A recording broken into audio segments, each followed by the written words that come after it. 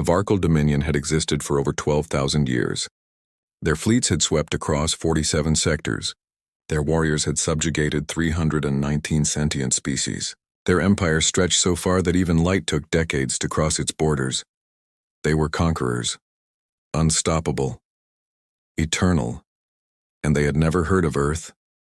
Admiral Kale Rovan stood aboard the Crimson Fang, his flagship, staring at the holographic display of a small blue planet. It rotated slowly, innocent and unremarkable. His second-in-command, Commander Vex, approached with measured steps. "Admiral," Vex said, his voice calm and efficient. "The target world is confirmed. Minimal orbital defenses, fractured political systems, no unified military. Our analysts estimate complete occupation within 72 hours, Kale nodded. It was always the same. Small worlds, divided people, quick victories. What do they call themselves? Kale asked. Humans, sir. The word meant nothing to him. Proceed with the invasion, Kale ordered. Target the colony on the fourth moon of their outer system. Make it swift. Make it clean, Vex hesitated. Just for a moment. Kale noticed. Speak. There was a file, sir, in the archives. Old, very old. It mentioned worlds like this one. Worlds that should not be provoked. Kyle turned, his eyes sharp. What kind of warning? The file called them Death Worlders, species born on planets with extreme gravity, volatile climates, and constant predation. The report suggested that such species develop unusual traits, aggression, adaptability, persistence. Kale studied the blue planet again. It looked peaceful, fragile even. That file is 12,000 years old, Vex. Probably written by a coward who lost a single battle and needed an excuse. He gestured at the display. Look at them. They fight among themselves. They can barely leave their own star system. They are not a threat, Vex bowed. As you command, Admiral. The fleet moved. The colony was called New Horizon. 18,000 humans lived there. Miners, engineers, families. They had no standing army. No warships, just a handful of security shuttles and mining drones. When the Varkul descended from the sky, the colonists did what any rational species would do. They ran. The Dominion forces landed without resistance. Within hours, they had secured the main settlement. The humans were rounded up, herded into holding zones. Kale watched the feeds from orbit, satisfied. Casualty report? He asked. Minimal, sir. 11 hostile combatants eliminated. The rest surrendered. Kyle leaned back in his command chair. Another world. Another easy victory. But then something strange happened. A message arrived. Not from the colony. From Earth itself. It was a single transmission. Audio only. A woman's voice, calm but cold. This is Commander Arya Holt of the United Terran Defense. You have attacked a human settlement. You have killed human citizens. We are not here to negotiate. We are here to inform you. Leave our space now, or we will make you. Kyle almost laughed. They have a defense force? He said, amused. Show me their fleet. The display shifted. It showed Earth's military vessels. A few dozen cruisers, some fighters. Outdated designs. Nothing that could challenge the Dominion. Respond, Kale ordered. Tell them their colony is now ours. Tell them if they resist, we will take their homeworld next. The message was sent. The response came back within minutes. Understood. We'll see you soon, that was all. Kale frowned. There was no fear in that voice. No desperation. Just cold certainty, Admiral, Vex said quietly. I recommend we fortify the colony. If they truly intend to, they won't, Kale interrupted. They can't. We outnumber them. We outgun them. This is just posturing. But deep down, something about that voice unsettled him. 3 days later, the humans arrived. Not with a fleet. Not with a grand armada. They arrived with a single ship. It was small. Barely larger than a frigate. Its hull was scarred and patched like it had been through a dozen battles and refused to die. It came alone, flying straight toward the Crimson Fang, ignoring all warnings. Admiral, should we engage? Vex asked. Kale studied the ship. It wasn't retreating. It wasn't slowing down. Fire a warning shot, he ordered. The Dominion cruisers unleashed a volley. Plasma fire streaked across the void. The human ship dodged, impossibly fast. It twisted through the barrage like a predator through tall grass, engines flaring, and then it did something Kale had never seen before. It accelerated. Straight toward them, ramming speed, Vex said, disbelieving. Kale's instincts screamed at him. All ships, evasive maneuvers. Target that vessel and The human ship didn't ram them, it fired. A single missile, compact, fast. It pierced the shields of the nearest Dominion destroyer and detonated inside the hull. The ship split in half, exploding in a bloom of fire. Then the human ship vanished into a debris field before the Dominion fleet could even lock on. What just happened? Vex stammered. Kale stared at the burning wreckage. Recall all ground forces, he said quietly. Now, but it was too late. On the surface of New Horizon, the Dominion soldiers had just encountered something they didn't understand. The colonists weren't running anymore. They were fighting back, not with weapons. Not at first. They fought with tools, mining lasers, industrial equipment, bare hands, and they fought like they had nothing to lose because they didn't. Within hours, the Dominion forces were in full retreat, not because they were losing, but because the humans wouldn't stop, even when wounded, even when dying. They kept coming. Kale watched the reports flood in, and for the first time in his long, decorated career, he felt something he had not felt in decades. Fear. The retreat from New Horizon was not strategic. It was panicked. Admiral Kale Roven stood in the command center of the Crimson Fang, watching his forces scramble back to their dropships. The feeds from the surface showed chaos. Dominion soldiers, elite warriors who had crushed rebellions on 100 worlds, were running from miners and engineers. How many did we lose? Kyle asked, his voice tight. Commander Vex checked the reports, his face pale. 234 ground troops, 17 armored units, 1 destroyer. Kale's jaw clenched.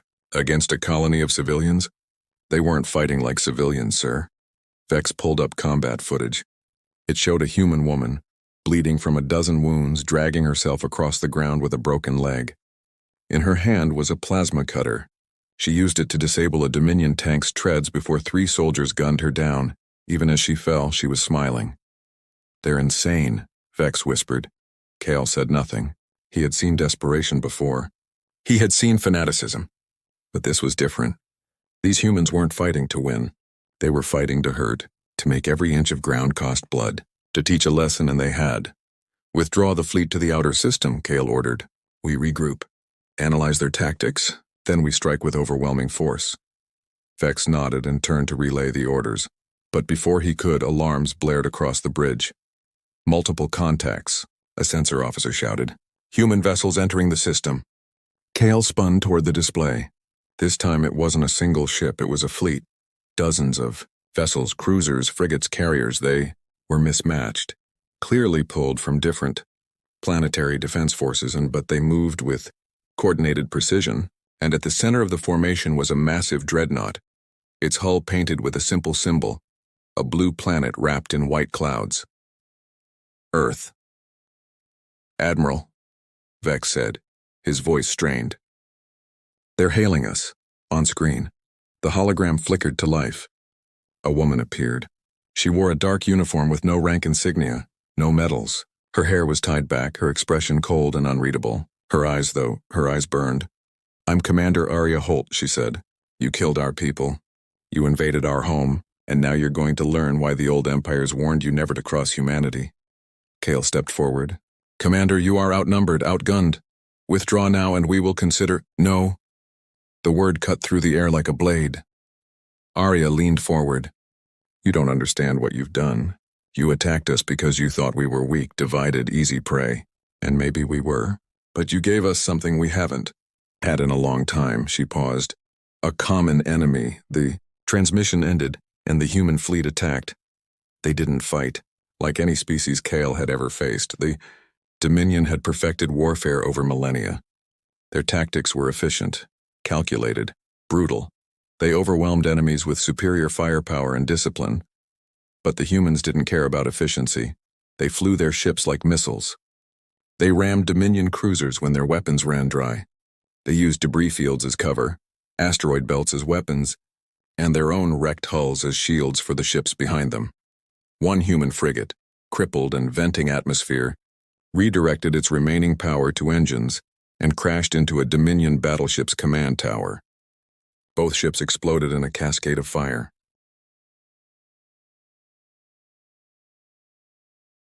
They're throwing their lives away, Vex shouted, but Kale saw the truth. They weren't throwing their lives away. They were spending them. Every human ship that died took 2 or 3 Dominion vessels with it. Every sacrifice bought time for another attack. Another strike. Target their flagship, Kale ordered. Concentrate all fire on that dreadnought. The Dominion fleet obeyed. A dozen warships turned their weapons on the human dreadnought. Plasma cannons roared. Missiles streaked through the void. The dreadnought's shields flared and buckled. Fires erupted along its hull. But it didn't retreat. It charged, straight into the heart of the Dominion fleet. Kyle watched in disbelief as the massive vessel plowed through his formation, its guns blazing, tearing apart cruisers and destroyers as it went. And then it did something unthinkable. It fired its main cannon, not at a ship, at an asteroid. The massive projectile struck a nearby asteroid, shattering it into thousands of fragments. The debris cloud expanded rapidly, engulfing the Dominion fleet, tearing through shields and armor like shrapnel. Evasive maneuvers, Kyle shouted, but it was too late. The Crimson Fang shuddered as debris peppered its hull. Alarms screamed. Systems failed. Damage report. Shields at 30%. Hull breaches on decks 4 through 9. We're venting atmosphere. Kyle gripped his command chair. His perfect invincible fleet was falling apart, and the humans weren't done. Commander Arya Holt stood on the bridge of the Defiance, her hands clasped behind her back. Around her, the crew worked in controlled chaos, managing systems, redirecting power, coordinating strikes. Status? She asked calmly. Enemy flagship is damaged but still operational, her tactical officer reported. We've lost 12 ships. 18 more are critically damaged. Arya nodded. Every loss was a name, a face, a family, but she couldn't think about that now. All ships, she said into the comms. This is Holt, one more push. Hit them with everything. Make them remember this day. The human fleet surged forward. The Dominion tried to hold the line, but discipline meant nothing when the enemy had none. Strategy meant nothing when the enemy was willing to die. And the humans were always willing to die not because they wanted to, but because they had to. Because if they didn't, the Dominion would come for Earth, for their families, for their children. So they fought, and they bled, and they won. Admiral Kale Roven made the hardest decision of his life. All ships, he said quietly. Retreat. The Dominion fleet turned and fled. As they jumped to hyperspace, Kale stared at the tactical display. His fleet was in ruins. The humans had lost more ships, more lives. But they had won, and he finally understood the warning in those ancient files. Deathworlders don't fight to win. They fight to survive. And when survival is threatened, they become something no empire can defeat. They become inevitable. The Varkal Dominion had never retreated before. For 12,000 years, they had advanced, conquered, expanded. But now, for the first time in their long history, they had pulled back, not from a superior force, not from a technological marvel, from humans. Admiral Kale Roven stood in the War Council chamber, deep within the Dominion homeworld of Varkulus Prime. Around him sat the High Command, generals, admirals, strategists who had crushed civilizations. They stared at him with cold, judgmental eyes. "Explain yourself, Admiral," said Grand Marshal Theron, his voice like grinding stone. "You had 3 full battle groups. You faced a ragtag fleet of primitives, and you ran." Kyle met his gaze without flinching. "I saved what remained of my forces, Marshal. If I had stayed, we would have lost everything." "You lost your honor," another general spat. "The Dominion does not flee." "The Dominion has never faced an enemy like this," Kale said quietly. Silence fell over the chamber. Grand Marshal Theron leaned forward. "What makes them different, Admiral? What makes these humans so special?" Kale pulled up the combat recordings. The room filled with holographic images. Human ships ramming Dominion cruisers. Human soldiers fighting with broken limbs. Human pilots steering burning vessels into enemy formations. "They don't fight to win battles," Kale said. "They fight to make us suffer. Every loss they take, they remember. Every death fuels them. They don't have our technology. They don't have our numbers. But they have something we've forgotten." "And what is that?" Theron asked. "Desperation, unity, and the absolute certainty that if they fall, everything they love dies with them." Theron studied the recordings. His expression didn't change. "Then we will teach them the cost of defiance. Mobilize the first armada. We will burn their homeworld to ash." Kale's blood ran cold. "Marshal, I strongly advise." Your advice is noted and dismissed, Admiral. You are relieved of command pending investigation. This council will finish what you could not. Kyle stood frozen as guards approached. He had tried to warn them. But like him, they would not listen, not until it was too late. 3 months later, the first armada assembled in the void beyond Earth's solar system. It was the largest military force the Dominion had ever gathered. 500 warships, 10,000 fighters, troop carriers holding 1 million soldiers. They had brought enough firepower to crack a planet's crust. At the center of the armada was the Eternal Throne, a dreadnought so large it had its own gravitational pull. Grand Marshal Theron stood on its bridge, staring at the small blue planet on the display. "This ends today," he said. "Prepare the planetary bombardment cannons. We will erase them from existence," but before the order could be executed, alarms blared. "Contacts," a sensor officer shouted. "Thousands of them." Theron turned sharply. "Impossible. Our intelligence said they had fewer than 100 ships remaining." The display lit up. Ships. Hundreds of them. But they weren't military vessels. They were civilian transports, cargo haulers, mining barges, colony ships, anything that could fly and carry a weapon. The humans had armed everything. And behind them, forged in secret over 3 desperate months, was humanity's answer to the Dominion. A fleet. A real fleet. Sleek new warships built from salvaged Dominion tech and human ingenuity. They weren't as large as the Dominion's vessels, but they were fast, agile. And every single one was crewed by people who had lost someone at New Horizon. At the center of the human formation was the Defiance, now repaired and upgraded. And on its bridge stood Commander Aria Holt. "All ships," she said calmly into the comms. "This is Holt. They came to destroy our home. To erase us, but we are still here. And today we teach them the most important lesson in the galaxy." She paused, her voice hardening. "Humanity does not kneel." The human fleet surged forward. The battle for Earth was unlike anything the galaxy had ever seen. The Dominion fought with precision and discipline, but the humans fought with fury and innovation. They used gravity wells to slingshot ships into enemy formations. They hacked Dominion targeting systems. They deployed swarms of mining drones retrofitted with explosives, turning them into guided missiles, and they never stopped. When their weapons ran dry, they rammed. When their shields failed, they vented atmosphere to vent fires and kept fighting. When their ships were crippled, they set them on collision courses and evacuated to smaller craft. Grand Marshal Theron watched his perfect armada crumble. "How are they doing this?" he demanded. "They should have broken by now." But his officers had no answers, because the truth was simple. Humanity had learned. Every battle, every loss, every death had taught them something. They studied Dominion tactics, reverse-engineered captured technology, adapted, evolved, and most importantly, they had united every nation, every creed. Every faction that had once fought each other now stood together under a single banner, the United Terran Defense. "Sir," an officer said, his voice shaking. "The Eternal Throne is being boarded." Theron spun around. "What?" On the display, he saw it. Human boarding pods, dozens of them, had breached the dreadnought's hull. Marines were inside, fighting deck by deck, room by room, sealed a bridge. Theron shouted. "Send all available forces to—" The doors exploded inward. Smoke filled the chamber. Through it came human soldiers, battered and bloodied but still standing, and at their head was Commander Aria Holt, a plasma rifle in her hands. Theron reached for his weapon, but Aria was faster. She fired once. The shot hit his hand and the weapon clattered to the floor. "It's over," she said coldly. Theron glared at her. "You cannot win. Even if you destroy this fleet, the Dominion is vast. We will return. We will—" "No," Aria interrupted. "You won't," she gestured to her soldiers. They pulled up a holographic display.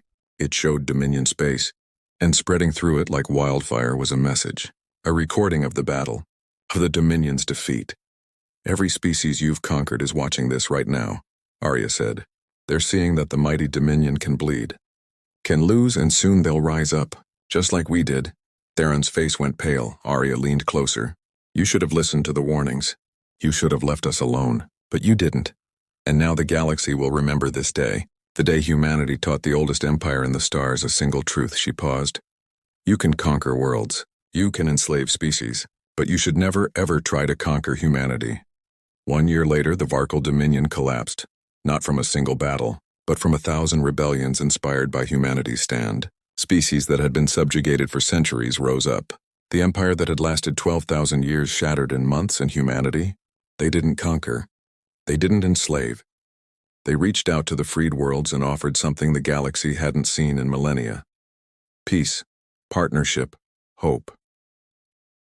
Commander Arya Holt stood on the observation deck of the Defiance, now flagship of the Terran diplomatic fleet, staring out at the stars. Admiral Cale Roven, pardoned and freed by the collapsing Dominion, stood beside her. "You were right," Cale said quietly. "We should have listened." Arya nodded. "Most species learn that lesson eventually. And what now?" Kyle asked. "What will humanity do with this victory?" Arya smiled softly. "We'll do what we've always done, survive, build, explore, and if anyone else makes the same mistake the Dominion did." She turned to him, her eyes sharp. "We'll remind them why the old archives warned them never to cross humanity."